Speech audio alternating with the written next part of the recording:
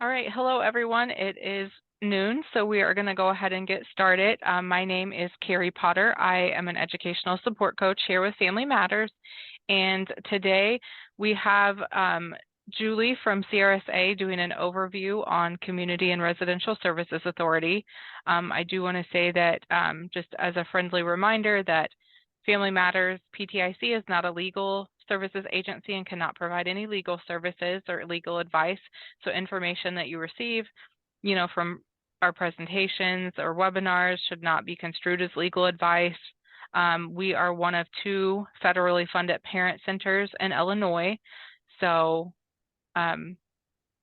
you will get a survey after today's presentation. So please take time to take that that survey. It's just a short survey that gives you a little, gives us feedback on the services we offer. And then this is just a 30-minute message. If you have questions, put your questions in the chat. We will be monitoring that and taking questions, toward the end of the session. So with that, I'm going to go ahead and turn it over to you, Julie. Thank you. You bet. Thank you, Carrie. Thank you for having me. Again, my name is Julie Cartel from the Community and Residential Services Authority. I am a Central Region Coordinator, and we have 4 regional coordinators, which I'll talk about towards the end. I kind of cover the quote central area of all of Illinois. But I'm happy to be here and sharing with you a little bit of information about what our agency does. Hopefully this isn't totally new information to everyone, but we are told that we're often the best kept secret. And so I appreciate the opportunity to share what we do. Our agency has been around for almost 40 years, so it's hard to believe that we still hear that we're the best kept secret. But we are housed fiscally under the Illinois State Board of Education, but we do not report to the state board. They just manage and house all of our fiscal stuff through the state. We have our own board of directors, and it's a pretty big and comprehensive board that makes us really kind of a unique agency because we have representatives on our board from 9 state agencies, child serving agencies. And I'll show you that slide here next. You can see the breadth of our coverage of the knowledge and skills and expertise that we bring to our board related to child services and mental health, developmental disabilities across the state. We also have 4 members of the legislature and some gubernatorial appointees. So here is a slide that I'll give you just a few minutes if you're interested to take a look at. Hopefully you can see that. But across the middle, you can see the representatives from the different child serving agencies, HFS, Department of Children and Family Services, Department of Corrections, and so forth. And so we have, like I said, representatives on the board that really help us frame our work and, of course, our mission. And when we have challenges with services that we learn about in our work as regional coordinators, we can bring it to our board for input and suggestions and direction to try and address the needs of the families we work with. I like to, this is our formal mission, but I really like to tell parents that we're kind of systems navigators as well as systems monitors. So we really help parents who have children that have the criteria is that they must have a mental health or severe emotional disorder first. That's our primary eligibility criteria. They can have some behavioral challenges as well. If there's not a formal mental health diagnosis, which autism doesn't fall under that, many of you may already know that, but autism does not fall under a mental health diagnosis. However, we work with many, many families that have children that have both autism as well as a mental health or behavioral diagnosis.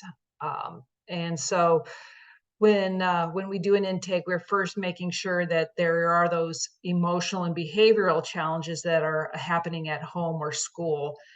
and we work up to the age of 22 or when the student is out of school. So we have a pretty, it's not a very strict eligibility criteria, which I appreciate because we can really help a lot of families.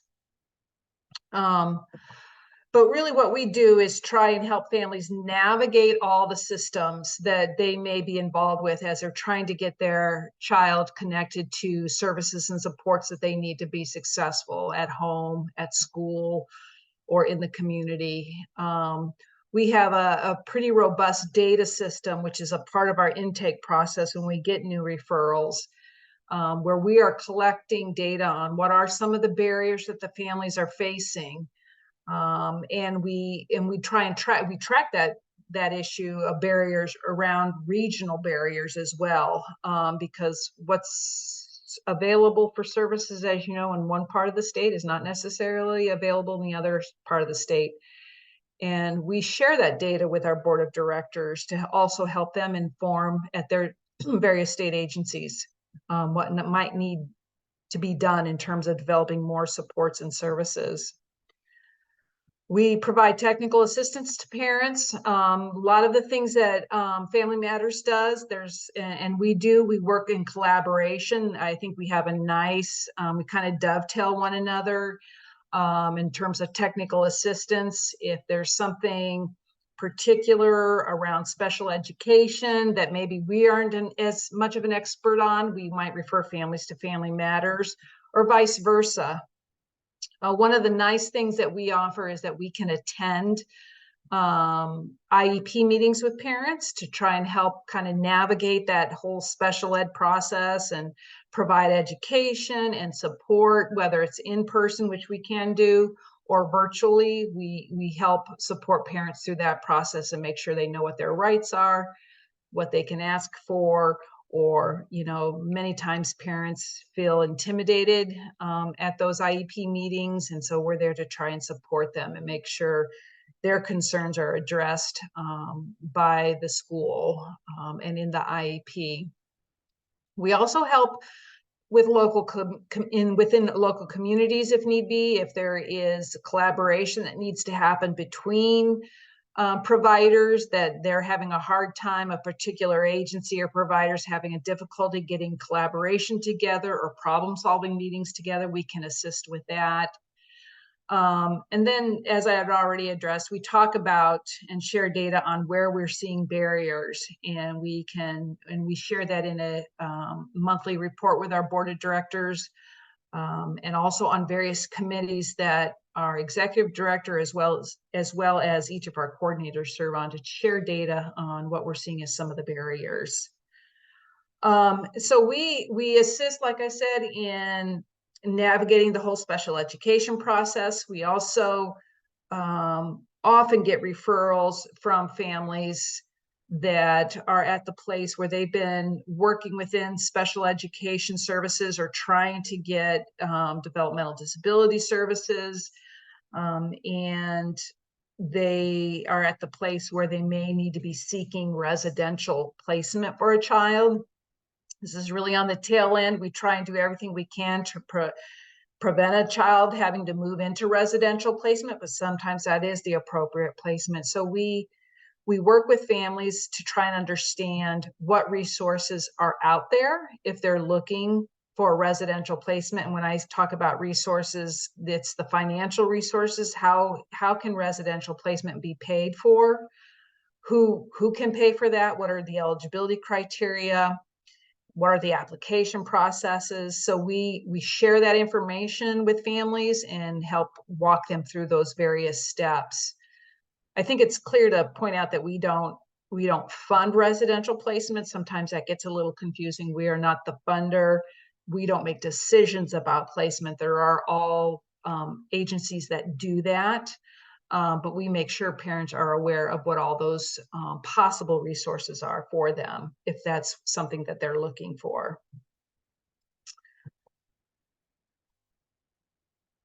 And this really highlights just really what I've just walked through. I think the other piece that I want to add is that we do have a staff member that really watches legislation as well. What is the legislation that's coming up at the state level that impacts the population that we're working with? Do we have a particular opinion about that legislation? Are we informing our legislators about what we see as helpful, or how legislation might change based on our knowledge of working with families? So that's another unique piece that is kind of happening in the background of what we do.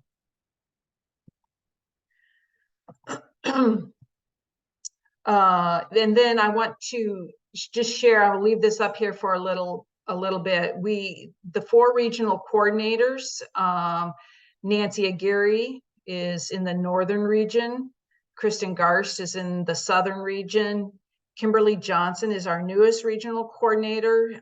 She has the Chicago area, and then myself in the central region. And it's really not necessary for you to figure out which region and who to call.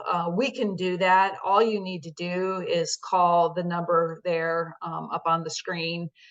And our office manager will take information very briefly and make sure she knows what region, where you live, what county you live in, and then she'll direct that information to us, and we will reach out to the family. We will reach out to you and begin the intake process. Our intake, we're capturing demographics, we're capturing information about what school does your student attend, what are your concerns, what are the barriers. For us, that intake, if we do the full intake, it takes about 45 minutes typically. And so it's a fairly lengthy process, but it really helps set the goals of what we're going to do going forward.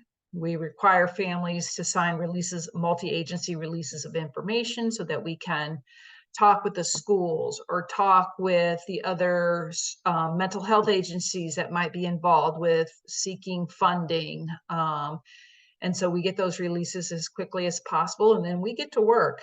And so our goal is really, once we get a referral as a regional coordinator, we try and reach out to families within 24 to 48 hours. I think typically, unless I'm on vacation or something, I usually can reach out within 24 hours and begin this process of intake and collaborating with the family.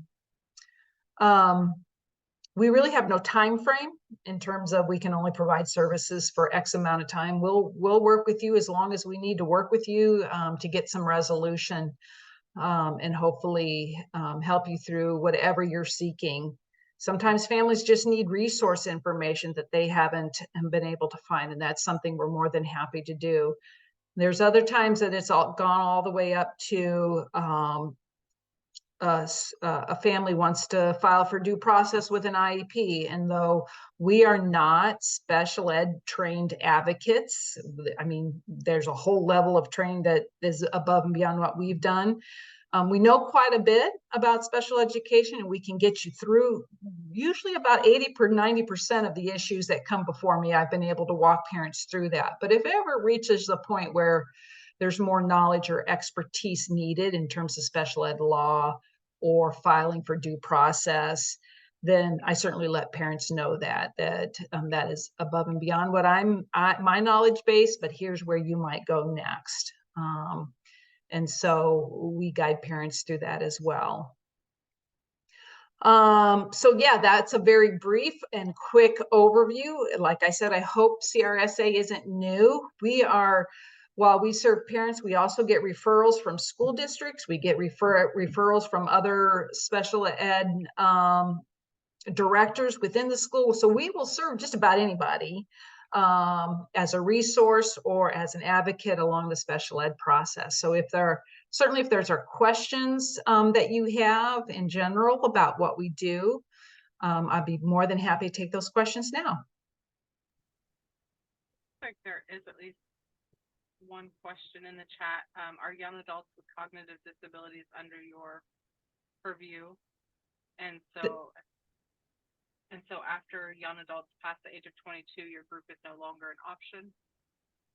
That's correct. If they are no longer in school, they are outside of our age range. Now, again, if there's something that the parent is looking